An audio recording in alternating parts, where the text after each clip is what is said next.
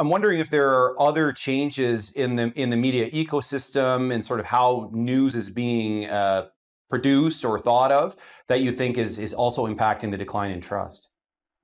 Yeah, absolutely. There seems to be also, as well, a moral turn in journalism. Journalists feel the need to comment more on what is correct, where this is the kind of thing that we wouldn't have seen so much in journalism before. There's also the PR or mandates of the outlets themselves are starting to become infused into the reporting, as well. Mm. The fact that this reporting is showing up on social media and read by most people through social media means that they are trying for dollars to make very clickbaity titles, which are meant to essentially hijack our nervous systems and make us either angry or make us applaud.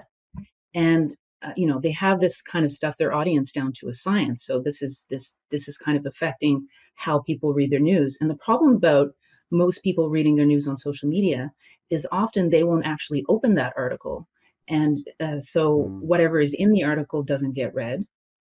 And this becomes a problem as well, because if there was any nuance or complexity buried in the actual article, but an editor chose to use a specific title, most readers wouldn't come to it. So now they're doing this probably often for economic reasons.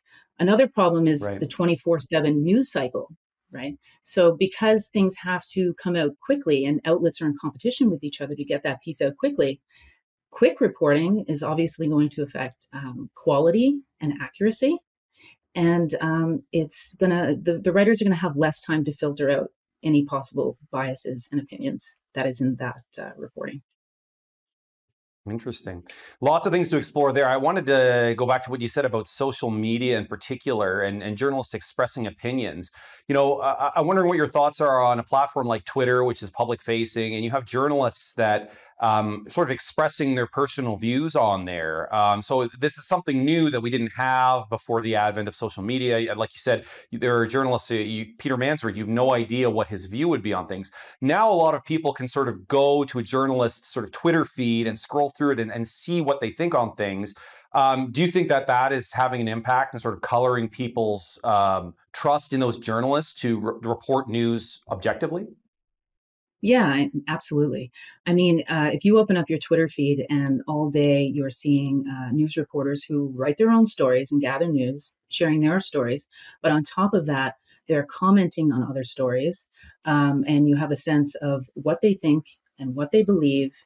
And this is obviously going to affect whether or not you trust them to bring you accurate news. And your the trust in the outlet goes down at the same time. So it's a huge problem. We know far too much about the journalists covering the news that we get every day. I would almost recommend that journalists have an account to maybe push out their stories, but that they don't actually engage on Twitter on their accounts. Maybe have an anonymous account if they want to do something like that, because I think it is destroying the reputation of the journalists themselves and the outlets, no matter what their opinions are. Right.